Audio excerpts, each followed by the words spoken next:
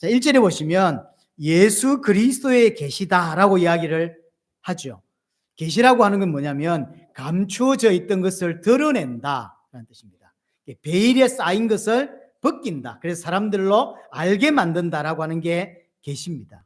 하나님께서 우리에게 전하고자 하는 메시지가 있는 거예요. 그 메시지를 알게 해주려고 요한계시록을 기록했다고 하는 것이죠. 그래서 먼저 천사를 통해서 요한에게 알게 해주셨고 그 기록을 통해서 이 땅에 누구든지 모든 하나님의 백성은 다 들을 수 있도록, 그래서 모든 하나님의 백성에게 전하고자 하는 메시지를 기록한 책이 요한계시록이다라고 보시면 될 것 같습니다. 자, 그러면 그래서 하나님의 백성이라면 누구나 이해할 수 있는 책이 요한계시록이라고 하는 거죠. 누구나 이해할 수 있도록 주셨다고 하는 거죠. 만약에 누군가 특별한 사람이 요한계시록을 이해할 수 있고 누군가 특별한 사람이 요한계시록을 풀 수 있다고 하면 그건 잘못된 주장이에요. 왜냐하면 그러면 처음부터 안 주셔야 되죠. 우리가 알아듣지도 못하는 이야기를 하려고 했고, 그래서 누군가 특별한 사람이 일어나서 그걸 해설해 줘야만 이해할 수 있다면 하나님이 처음부터 안 주시는 게 맞죠. 그건 아닌 거죠. 뭔가 감추려고 주신 게 아니에요. 그래서 어떤 특별한 사람이, 하나님께 직통 계시를 받은 어떤 사람이 다른 사람은 절대 못 푼다, 나만 푼다, 내가 하나님 직접 만나서 이야기 들었다, 이런 사람이 그렇게 말이 맞다면 요한계시록을 잘못 본 것입니다. 요한계시록은 말 그대로 예수 그리스도에 계시고 우리에게 전달하고자 하는 내용이 있어서 우리에게 주셨다고 하는 것입니다. 왜 주셨냐? 우리의 신앙의 유익을 위해 주셨다는 거죠. 자, 하지만 요한계시록을 읽고 이해하는데 분명히 이 땅에서 어려움을 느끼죠. 예를 들어서 그 대단한 신학적 칼빈도 성경 66권에서 65개는 주석을 쓰고요, 계시록은 주석을 안 썼어요. 자기가 감히 못 쓰겠다 그러면서. 이런 분위기가 분명히 있었어요. 요한계시록을 어렵게 느끼고 너무 힘들다, 무슨 말인지 모르겠다, 이런 어려움이 분명히 요한계시록에 있습니다. 왜 그럴까라고 할 때 첫 번째로 내용을 보면 상징적인 부분이 너무 많이 나와요.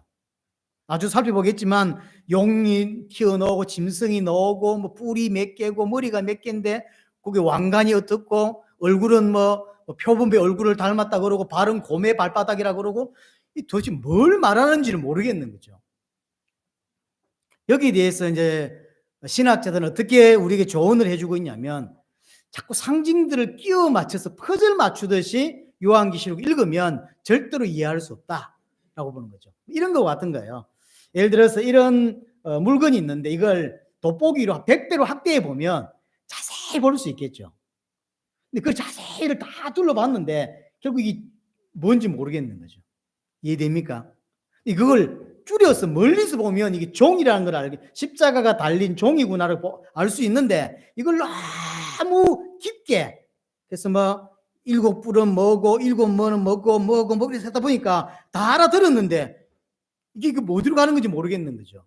그렇게 처음에는 그렇게 보지 말고 멀리서 큰 그림으로 보라는 거죠.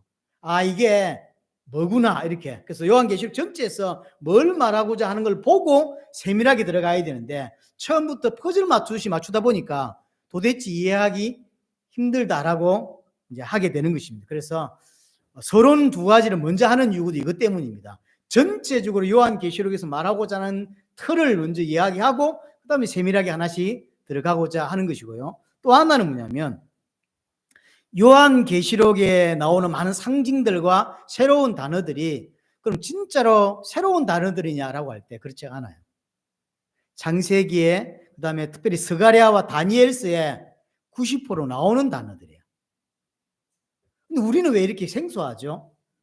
이게 지금 요한계시록에 나오는 대부분의 90% 단어들은 스가랴에 나오는 단어 아니면 거의 다 다니엘서에 나오는 단어란 말이에요. 우리는 굉장히 생소해요. 뭔 뜻일까요? 우리는 성경을 너무 모른다는 뜻이에요. 그래서 너무나 어려운 거예요. 용 나오기 시작하고 짐승 나오면 이게 무슨 말인지는 모르겠고요. 힘든 거죠. 그래서 예수를 믿지 않지만 유대교를 잘 다니고 있는 유대인들에게 요한계시록을 읽혀보면 거의 대부분 이해한다고 합니다. 왜냐하면 그들은 기본적으로 구약 성경에 능통하잖아요. 정상적으로 유대교를 잘한 사람은 일단 모세오경은 다 외우니까 그다음에 기본적으로 구약 성경 거의 다 이해를 한단 말이에요. 필요한 대로. 그래서 그 예수를 믿지 않지만 그 사람들에게 요한계시록 읽히면 어려운 이야기가 아닌데 이렇게 한다는 거죠. 근데 유독 우리는 그걸 읽으면 뭔 말이지? 이렇게 되는 거예요. 그래서 이번 주에 제가 자료를 찾으면서 어떤 목사님이 웨스트민스터에서 이렇게 요한계시록 가르치는 교수님이 자기는 12살 때 이해했대요. 12살이면 충분히 이해할 수 있는 내용이 요한계시록이라는 거예요. 근데 이제 이 사람이 자라고 청년이 되고 신학 교수가 되면서 점점 요한계시록이 어려워졌다는 거예요. 왜냐하면 복잡한 게 많이 들어온 거예요. 히브리어가 어떻다, 헬라어가 어떻다 이러면서 복잡해져서 어려워졌지 12살이면 충분히 이해할 수 있는 성경이 요한계시록이다. 이렇게 이해를 했습니다. 우리는 일단 나이가 더 들었으니까 충분히 이해할 수 있을 거라고 생각이 되어집니다. 물론 단 100% 하나님의 의도대로 다 이해할 수 있냐? 그건 아닙니다. 이거는 요한계시록뿐만 아니라 모든 성경이 마찬가지죠. 우리가 지금 십계명을 보고 있지만 원래 십계명을 주었던 그 목적 그대로 원 의미대로 다 우리 이해하냐면 그렇지 않습니다. 분명히 대부분은 이해할 수 있지만 모르는 부분도 분명히 있죠. 그건 요한계시록도 마찬가지라는 거죠. 대부분 99%는 어느 정도 이해할 수 있지만 어떤 한 부분에는 이해할 수 없는 부분도 분명히 있다는 거죠. 그냥 넘어가면 되는 것입니다. 그래서 요한계시록 전체적으로 말하고자 하는 핵심, 말하고자 하는 메시지가 뭐냐면 간단합니다. 하나입니다. 하나님이 처음부터 끝까지 모든 역사를 주관하고 계시다라고 하는 거예요. 지금은 하나님 백성들이 이 땅에서 영적인 전쟁들을 하고 있다. 그 영적인 전쟁이 뭐로 나타나냐면 어려움이나 고난이나 핍박이나 사건이나 문제들로 드러나는 것이에요. 그럼 최종적으로 예수 그리스도께서 영적인 전쟁에 완전히 승리하게 되고 그래서 우리로 하여금 우리에게 완전한 종말을 가지고 오신다는 거죠. 말씀하셨던 그대로. 그래서 하나님을 대적하는 자에게는 심판을, 또 하나님 신뢰했던 우리에게는 새하늘과 새 땅으로 우리 이끌어 가신다라고 하는 것이에요. 그래서 최종적으로 뭘 말하고 싶은 거냐면 그래서 모든 역사가 하나님의 손에 있기 때문에 염려하지 마라. 지금 사건 터지고 핍박 오잖아요. 염려하지 마라. 속지 마라. 용이 올라오고 불을 내뿜고 7불 달린 놈이 쫓아오고 괜찮다. 결국 하나님의 손에 있고 결국 예수의 권능에 의하여 모든 역사는 최종적으로 예수님이 승리하게 돼 있다. 그러니 염려하지 말고 속지 말고 힘을 내라. 지금 문제 있지 않냐? 힘내라. 그 이야기가 요한계시록에 말하고자 하는 결국은 핵심이에요. 그래서 오늘 3절에도 어떤 이야기를 하고 있냐면요. 이 예언의 말씀을 읽는 자와 듣는 자와 그 가운데 기록한 것을 지키는 자가 복이 있다. 여러분 성경을 좀 읽어보셔서 알겠지만 성경을 읽는 것으로 복이 있다고 말하는 건 요한계시록밖에 없어요. 그렇죠? 요한계시록밖에 없어요. 읽는 자가 복이 있다라고 말할 만큼 요한계시록은 굉장히 소중한 책이라고 볼 수 있습니다. 그래서 듣는 자, 또 지키는 자라고 했는데 이 듣는 것과 지키는 것은 순종을 포함하고 있는 단어고요. 특별히 지킨다는 말은 하나님 그 말씀을 내 마음에 두었다, 담았다라고 하는 뜻입니다. 지킨다고 하는 것은 단순히 순종한다를 넘어서서 그 하나님의 말씀을 마음에 딱 담고 있는 거죠. 그 사람은 복이 있다라고 이야기를 합니다. 자, 두 번째로 요한계시록 전체에서 22장 전체에서 가장 중요한 주제 하나를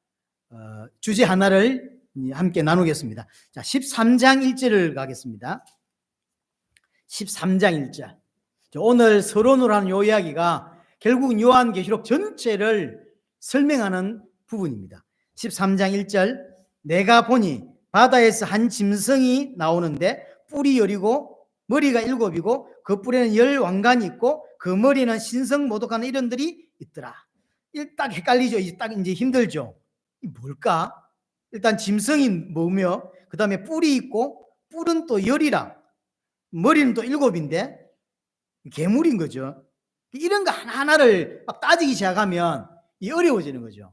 그렇게 이해하지 말고 중요한 건 뭐냐면 바다에서 아주 희한한 기이한 이 괴물, 짐승이 올라왔다 이런 말이에요.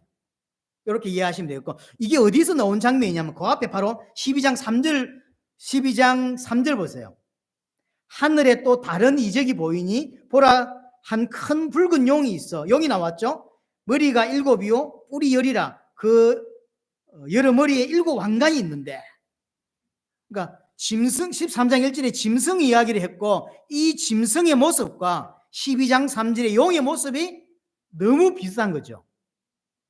이야기를 하고 있는 거예요. 너무 비슷해요. 머리가 7인 것도 비슷하고, 뿔이 10인 것도 비슷하고, 그 머리에 왕관이 10개의 왕관이 있는 것도 비슷합니다. 이 짐승이 용의 모습을 하고 있다. 짐승이 용의 형상을 하고 있다 하는 이야기예요. 근데 그 용의 형상을 닮은 짐승이 어디에서 올라왔죠? 바다에서 올라왔습니다. 여러분, 여기서 들을 때 번쩍하는 사람도 있고 그래서라고 하는 사람도 있어요. 유대인들은 이 이야기를 딱 들으면 번쩍하는 게 뭐냐면 창세기 1장인데 이렇게 이야기 되어 있어요.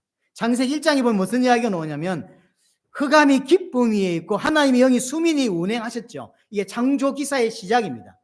이게 지금 계시록 12장과 13장에 나오는 모습과 똑같은 모습이에요. 깊은 바다를 하나님이 가르고, 이렇게 흑암이 기쁨이라는데, 기쁨은 뭐라 하지? 염해라고 그럽니까? 깊은 바다를 말하는 거예요. 그 깊은 바다를 가르시고 하나님의 형상 가진 인간을 창조하는 창조의 모습을 보이는 거거든요. 이 모습이 지금 용과 짐승의 모습과 똑같이 나와요. 이게 용과 짐승이 하나님의 창조 사역을 그대로 모방하고 있는 모습을 보여주는 거예요. 결국 그 인간이 하나님 형상인데, 그 하나님 형상은 골로새서에 보면 그리스도죠. 이게 하나님이 나오고 하나님의 형상 가진 그리스도가 등장하는데, 이 모습이 계시록 12장과 13장에 보면 용은 나중에 계시록 12장에서 사단이라고 분명히 이야기합니다. 용의 모습을 한, 쉽게 말하면 사단의 형상을 그대로 닮은 짐승이 나오는 거죠. 그래서 용과 짐승, 사단과 졸개 뭐 이런 느낌이에요. 이게 하나님의 창조 사역을 그대로 모방하고 있는 모습을 보여주는 것입니다. 계시록 12장 9절에서 사단은 분명히 용이라고 말했고 온 세상을 깨는 자, 속이는 자라고 이야기를 했습니다. 사단은 딱 하나를 하는 거예요. 복잡한 것처럼 나오고 많은 사건이 있는 것처럼 보이지만 결국 사단은 용이라는 단어로 설명되면서 창조주 하나님을 모방하고 있다고 하는 사실을 요한계시록 전체에서 설명하고 있는 것입니다. 창세기 1장을 그대로 모방하고 있죠. 하나님이 혼돈의 바다를 물리치고 하나님의 형상 가진 인간을 창조했듯이 사단도 바다를 가르고 자기 모습을 닮은 짐승을 올라오게 만드는 사건. 이게 12장 13장에서 보여주는 것이고요. 그래서 사단이 하나님을 모방해서 거짓 하나님의 행세를 하는 거예요. 이게 사단의 전략입니다. 어떤 상태에서는 엄청난 기독교인들 핍박도 하지만 핍박보다 더 무서운 게 뭐냐면 하나님의 형사를, 하나님을 모방해서 하나님의 형세를 하는 거예요. 근데 그게 진짜 하나님이다? 아니라는 거죠. 가짜 하나님인데 진짜 하나님 것처럼 교회 안에서 자리 잡고 있는 거예요. 그게 사단의 가장 중요한 전략이고 이게 마지막 때 일어날 일이라고 하는 거죠. 그래서 다 속이는 거예요. 너무나 비슷하기 때문에 사람들은 못 알아보는 거예요.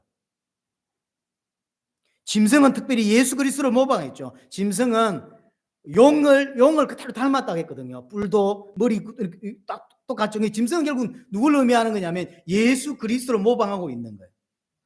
그리스도를 흉내내면서 세상을 속이는 거죠. 많은 사람들이 짐승인데 그리스도가 아닌데 짐승인데 그리스도인 줄 따르도록 그 그리스도에게 경배하도록 그렇게 이제 하는 거죠. 비슷하지만 가짜예요. 하나님이 구원을 계획하시고 그 구원을 그리스도이신 예수님이 이루시죠. 또 마찬가지입니다. 계획을 사단이 세우고 사단이 세운 계획을 누가 실천해 나가죠? 짐승이.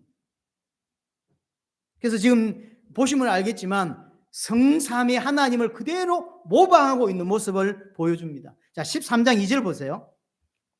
요한계시록 13장 2절 보면 내가 본 짐승은 표범과 비슷하고 그 발은 곰의 발 같고 그 입은 사자 입 같은데 용이 자기의 능력과 보좌의 큰 권세를 그에게 주었다. 누구에게 주었죠? 짐승에게 주었죠.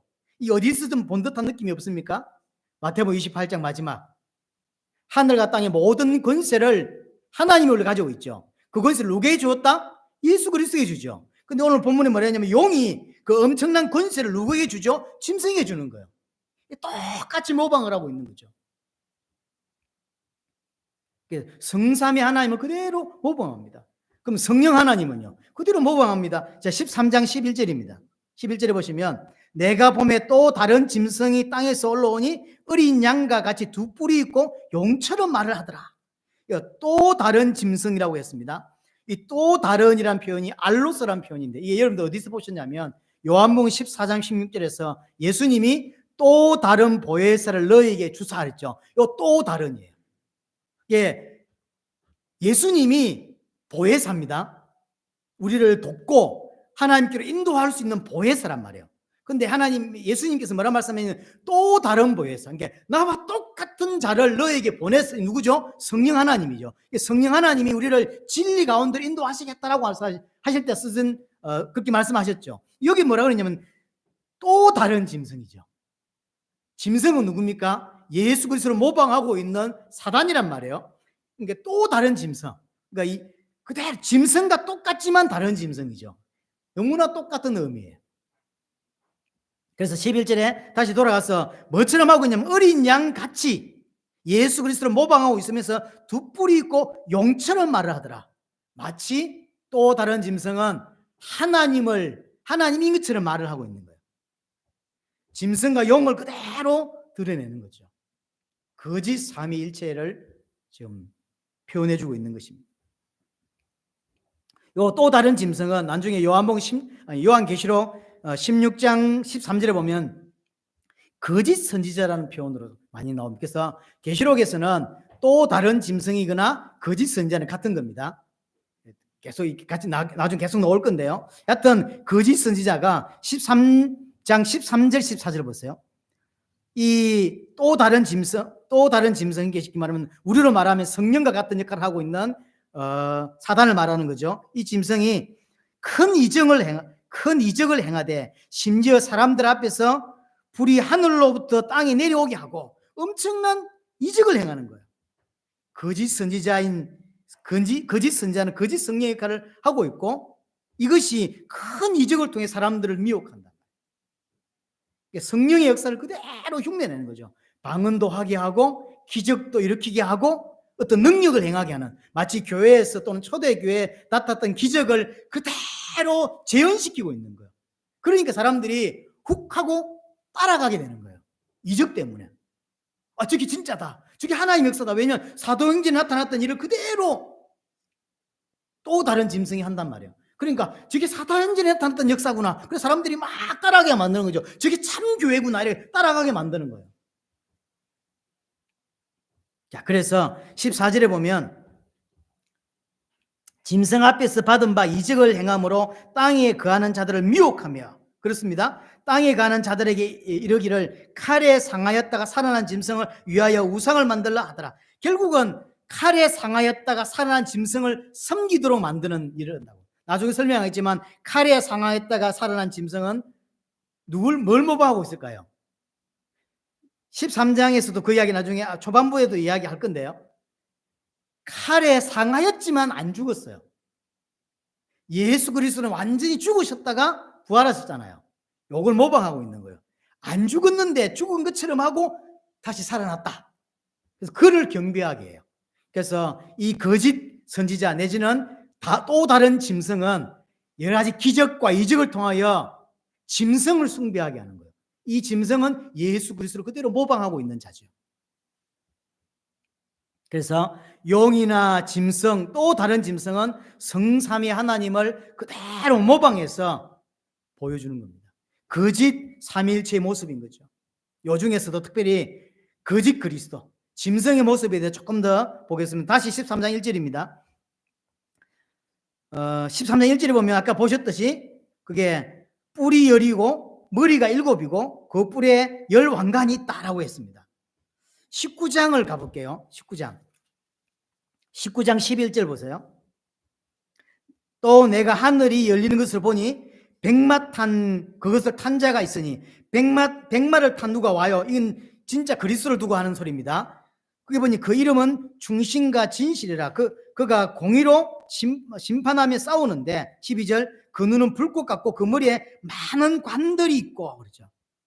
예수 그리스도가 나중에 심판주로 오실 때 왕관을 쓰신 모습이죠. 오늘 13장의 1절에 짐승이 왕관을 쓰고 있죠. 예수 그리스도를 모방하고 있는 거죠. 그 19장을 봤으니까 19장 12절에 다시 한번 보세요. 그 그리스도께서 머리에 이름 쓴 것이 있다라고 했죠. 그게 많은 왕관들이 있고 또 이름 쓴 것이 하나 있는데 그리스도의 머리에 이름 쓴 게 있어요. 13장 1절에 돌아가면 마지막 13장 1절에 뭐라 되어 있냐면 그 머리들에는 신성모독하는 이름들이 있더라. 그대로 또 모방하는 거예요. 예수 그리스도에게 이름이 있는데 그걸 그대로 또 모방해요. 13장 2절 내가 본 짐승은 표범과 비슷하고 그 발은 곰발 같고 그 입은 사자의 입 같은데 용이 자기의 능력과 보좌와 큰 근시를 그에게 주었더라라고 이야기죠. 엄청난 근시를 가지고 있다는 걸 알 수 있죠. 짐승이. 12장 5절 보세요. 12장 5절 앞에 12장 5절 여자가 아들을 낳으니 이는 장차 철장으로 만국을 다스릴 남자라. 그 아이는 하나님 앞에 그 보좌 앞으로 올라가더라. 그리스도 또한 철장으로 만국을 다스리는 권세를 가지고 있다는 걸 가지고 보여주죠.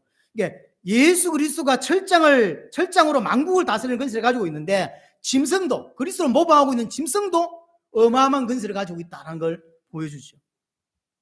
아까 말했듯이 이 짐승이 결국 예수 그리스도 그대로 모방하는데 특별히 부활까지 모방하는 거예요. 자, 13장 3절입니다.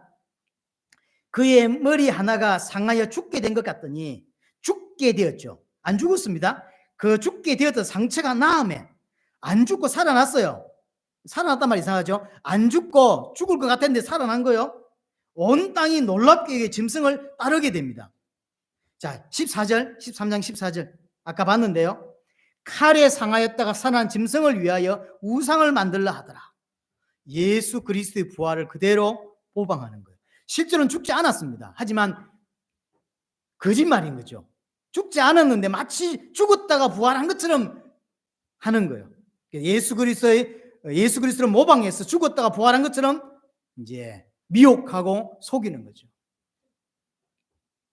사람들은 이 짐승이 정말로 십자가에 죽었다가 살아난 그리스도인 줄 아는 거예요. 이게 문제죠.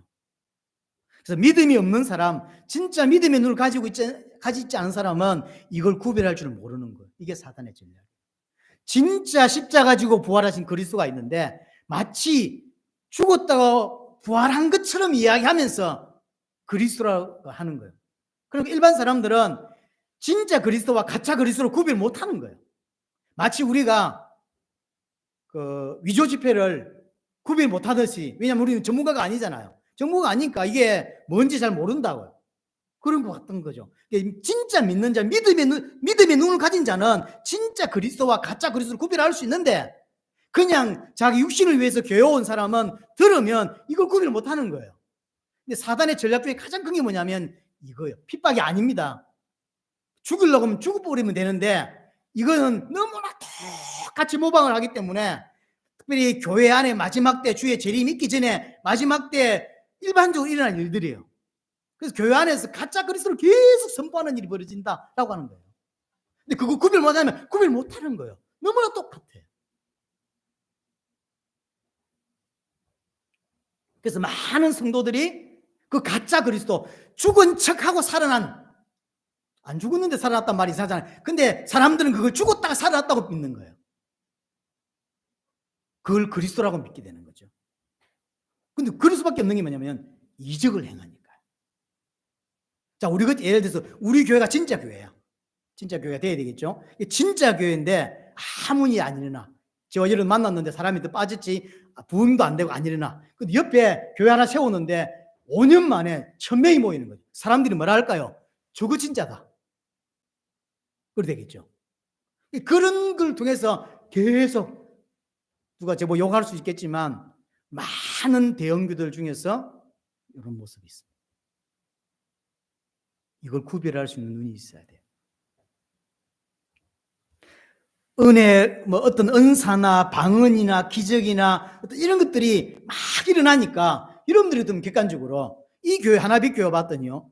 5년 전에 비슷하고 더 성도는 줄었어. 이 모습과 5년 만에 1,000명, 2,000명이 모여. 어디가 진짜 같아 보일까? 그게 진짜 같이 보이는 거예요. 요한계시록에서 말하고 있는 가장 중요한 핵심이 이 부분이요. 마지막 때가 되면 기적도 일어나고 너무나 메시지 잘하는 사람들이 일어나서 그리스도로 설명하는데 성경에서 말하자면 가짜 그리스도라는 거예요. 십자가도 이야기하고 부활도 이야기하는데 죽어 척하고 살아나는 가짜 그리스도인데 대부분의 많은 사람들은 진짜 그리스도인 줄 알고 섬기게 된다는 거예요. 그래서 성삼위 하나님께 돌아가야 될 영광을 가짜 그리스도가 가져가는 거예요. 근데 더 중요한 거 그걸 안다 모른다? 모른다는 거예요. 자, 13장 16절 17절입니다. 16절 보세요. 그가 모든 자 곧 작은 자나 큰 자나 부자나 가난한 자나 자유인이나 종들에게 그 오른손에나 이마에 표를 받게 하고, 자, 이마에 표를 받습니다. 짐승을 따르는 종들에게 인을 치죠. 표를 주는 거죠. 17절 누구든지 이 표를 가진 자 외에는 매매를 못하게 하니, 그래서 이 표는 짐승의 이름이라고 하죠. 그래서 666이라는 단어가 여기서 나오는 거죠. 이 설명은 다음에 요 본문 갔을 때 다시 정확히 할 겁니다. 여하튼 짐승이 인을 치고 표를 준단 말이에요. 이건 어디서 나오는 거냐면 14장 1절을 가보세요. 14장 1절 또 내가 보니 어린 양이 시온산에 섰고 그와 함께 14만 4천만이 서 있는데 이것도 다음에 설명하겠습니다. 그들의 이마에 있는 어린 양의 이름과 그 아버지의 이름 쓴 것이 있더라. 어린 양의 이름을 딱 썼다는 거예요. 그러니까 예수 그리스도께서 자기 백성들에게 인을 쳤대. 표시를 했대. 짐승도 사단도 그대로 딱 표시를 하는 거예요. 너무나 똑같죠? 이걸 구별 못해요. 교회에서 구별 못합니다.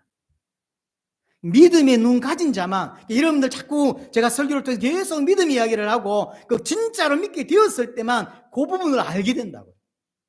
근데 적당히 교회 다니면 절대로 구별해내지 못하는 것이고 결과적으로는 다수가 그 길을 갑니다. 근데 그 사람들이 나는 이제 예수 필요 없어, 하나님 필요 없어, 난 이거 믿을래, 이게 아니라니까요. 오직 예수, 오직 그리스도인데 그게 가짜예요. 그게 요한계시록에 하는 가장 중요한 핵심인 거예요. 그 구별 못한다니까요. 자, 5장 9절을 가보겠습니다. 계시록 5장 9절. 5장 9절. 그들이 새 노래를 불러 이르되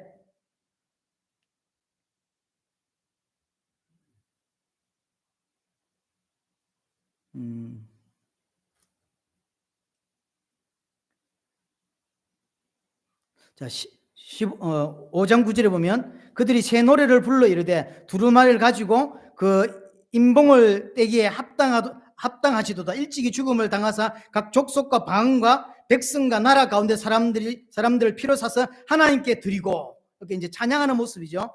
이 모습을 13장 7절로 가보겠습니다. 13장 7절. 또 권세를 받아 성도들과 싸워 이기게 되고 각 족속과 백성과 방언과 나라를 다스리는 권세를 받으니, 마지막 날에 5장 9절에 마지막 날에 그리스도께서 만국을 통치하는 장면이고요. 13장 7절은 사단이 또한 각 족속과 백성과 방언과 나라를 다스리는 권세를 받았다는 이야기를 하고 있는 거예요. 똑같이 흉내내는 겁니다. 자, 마지막 부분 19장으로 갑니다. 다시 19장 11절. 자세한 이야기들은 이 장들을 설명할 때 다시 좀 자세하게 설명을 하겠습니다. 19장 11절 보세요. 또 내가 이제 그리스도 마지막 짐승과의 마지막 대결을 말하고 있는 것입니다. 11절에 또 내가 하늘이 열리는 것을 보니 보라 백마와 그것을 탄 자가 있으니, 그리스도라고 이야기했죠. 그 이름은 중심과 진실이라. 그가 공의로 심판하며 싸우더라. 12절에 그 눈은 불꽃 같고 그 머리에 많은 관들이 있고 또 그 이름 쓴 것이 하나가 있으니 자기밖에 아는 자가 없고, 쭉 설명을 하죠. 그러니까 예수 그리스도께서 마지막 전쟁에서 승리하는 장면들을 이야기하고 있는 거예요. 14절에 보세요. 하늘에 있는 군대들이 희고 깨끗한 세마포 옷을 입고 백마를 타고 그를 따르게 됩니다. 영적인 전쟁이 지금 일어난 거죠. 15절에 그 입에서 예리한 금이 나오니, 하나님 말씀이 나오죠. 그것으로 만국을 치겠고 친히 그들을 철장으로 다스리며 또 친히 하나님이 꼭 전능하신 이의 명렬한 진노의 포도주 틀을 밟겠고, 그러니까 마지막 전쟁을 이야기하는 거예요. 자, 19절 다 읽을 수 없고 19절 보세요. 또 내가 보면 그 짐승과 땅의 임금들과 그들의 군대들이 모여 그 말 탄 자와 그의 군대와 더불어 전쟁을 일으키나. 그러니까 예수 그리스도와 예수 그리스도를 따르는 성도, 그 사단과 그걸 따른 짐승과 또 다른 짐승들이 연합해서 전쟁하는 장면을 보여주고 있는 거죠. 자, 결국은 어찌 되죠? 20절입니다. 그 전쟁의 결국 20절, 짐승이 잡히고 그 앞에서 표적을 행하던 거짓 선지자들도, 거짓 선지자나 또 다른 짐승이라 그랬죠. 함께 잡혔으니 이는 짐승의 표를 받고 그의 우상에 경배하던 자들을 표적으로 미혹하던 자라. 이 둘이 산채로 유황불 붙는 못에 던져지고. 유황불, 지옥이죠. 마지막 전쟁에서 예수 그리스도 완전히 승리하게 되고 그를 따랐던 하나님의 백성들이 완전히 승리하게 되는 이야기를 해주고 있는 거죠. 21절, 그 나머지는 말탄 자의 입으로부터 나오는 금의 죽음에 모든 새가 그들의 살로 배불리더라. 하나님이 마지막에 예수 그리스도로 말미암아 온전히 영적 전쟁에서 승리하게 되는 이야기를 해주고 있는 것이죠. 자, 많은 권세를 가진 용, 짐승, 또 다른 짐승이 하나님과 그리스도와 그 그리스도를 따르는 성도들과 싸움이 벌어져요.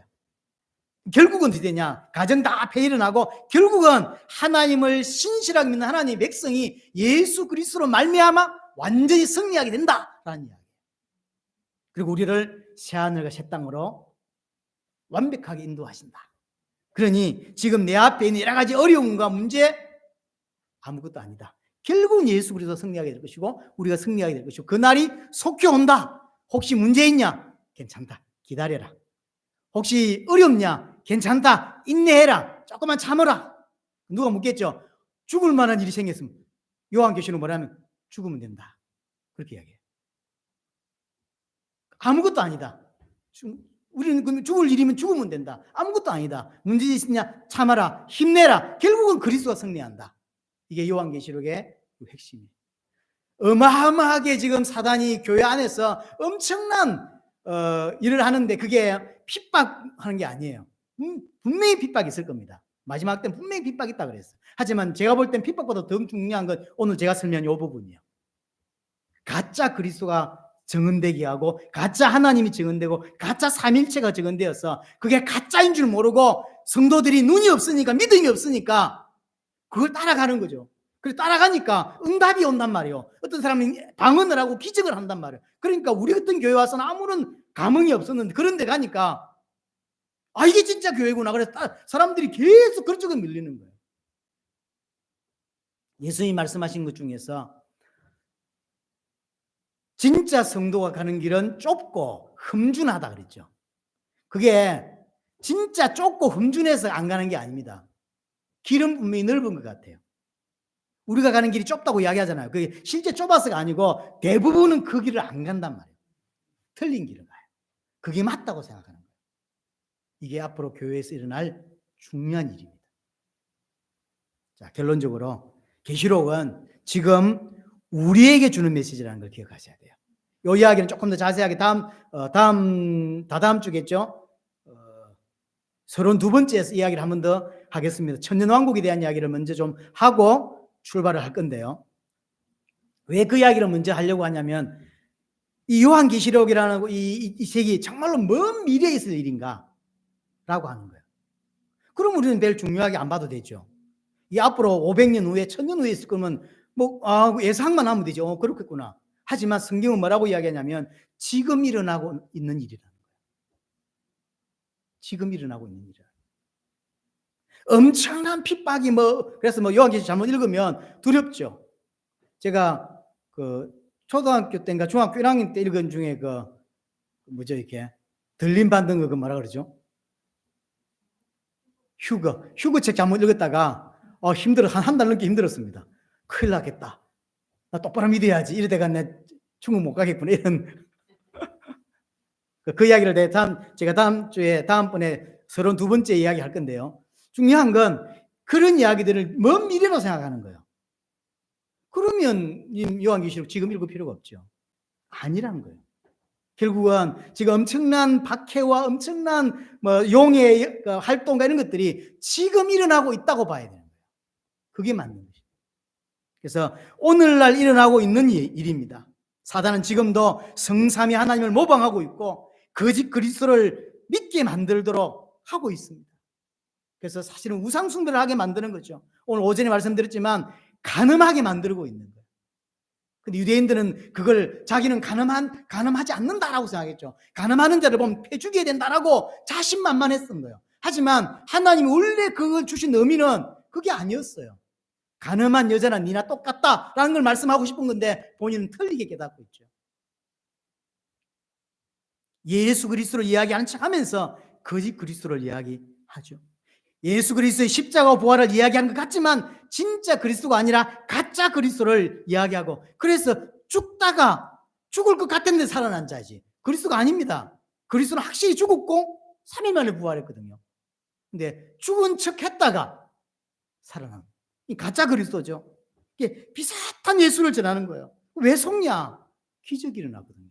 응답이 온단 말이에요. 예수 이름으로 기도했더니 응답이 오는 거예요. 그래 사람들이 속아요. 지금 성경 가지고 비슷한 또는 다른 그리스도를 말하고 섬기게 만드는 것이 사단의 전략입니다. 아예 다른 종교를 일으켜서 막 이렇게도 하지만 교회 안에는 다른 예수, 다른 복음을 전하게 하는. 근데 단어가 똑같기 때문에 예수란 단어, 그리스도란 단어, 하나님이란 단어가 똑같기 때문에 그게 믿음의 눈이 없으면 구별을 못한다. 바리새인 보세요. 여호와 하나님 믿지 않습니까? 그럼 우리가 믿는 여호와 하나님과 바리새인 믿는 여호와 하나님 같은 분입니까? 아닙니다. 여호와 하나님은 오직 예수 그리스도를 통해서만 알 수 있고 만날 수 있어요. 근데 예수 그리스도를 부정했는데 어떻게 여호와 하나님을 아냐고. 이름만 같은 거예요. 오직 여호와 하나님은 예수 그리스도를 통해서만 알 수 있습니다. 다른 방법이 없어요. 근데 자기들은 여호와 하나님 안 돼. 이름만 같아요. 이름만 같아요.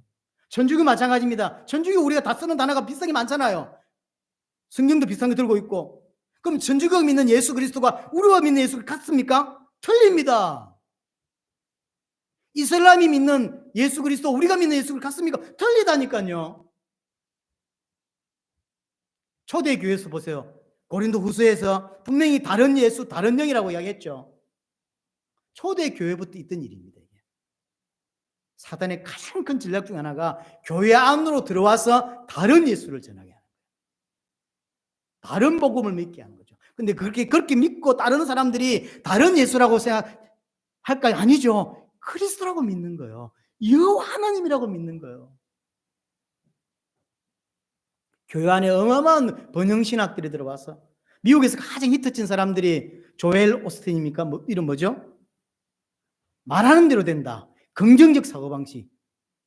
엄청난 히트를 쳤잖아요. 그게 무슨 교회와 관계 있습니까? 그리고 그 사람이 목사예요. 그리고 엄청난 영향력을 행사했어요. 지금 제가 볼 때 한국 교회 안에 거의 90몇 프로는 그 긍정적인 사고방식과 말한 대로 된다라고 한 것들이 기본적으로 깔려 있는 것 같아요. 제가 한번 말씀드린 적이 있는데 한국 교회에 엄청난 영향을 줬던 빌리 그라함 같은 사람 보세요. 저는 별로 안 좋아합니다. 조 목사는 자꾸 빌리 그라함 막 이렇게 하는데 저는 별로 안 좋아합니다. 왜냐하면 제가 말씀드렸죠. 유명한 토크쇼에 나가서 사회자가 물은 겁니다. 하나님 만나는 유일한 길이 예수입니까? 라고 물었더니 빌리 그라함이 뭐라고 대답했냐면 내가 알기로 예수는 하나님 만나는 베스트 웨이다. 다시 물었습니다. 베스트 웨이입니까? 오니 웨이입니까? 베스트 웨이다. 그래서 유명한 신학자가 무슨 소리냐? 베스트 웨이가 아니다. 최고의 길이 아니다. 오직 유일한 길이다. 오니 웨이라는 말이 거기서 나온 거예요. 저는 베스트 웨이라고 믿지 않습니다. 오니 웨이. 오직 한 길이지 무슨 베스트 웨이입니까? 그럼 또 다른 좋은 길이 발견되면 그걸 믿겠다는 말 아니에요. 그 사람이 빌리 그라함이에요. 얼마 전에 뭐 이렇게 그 모임도 하고 그 후손들 와가지고 뭐 했잖아요.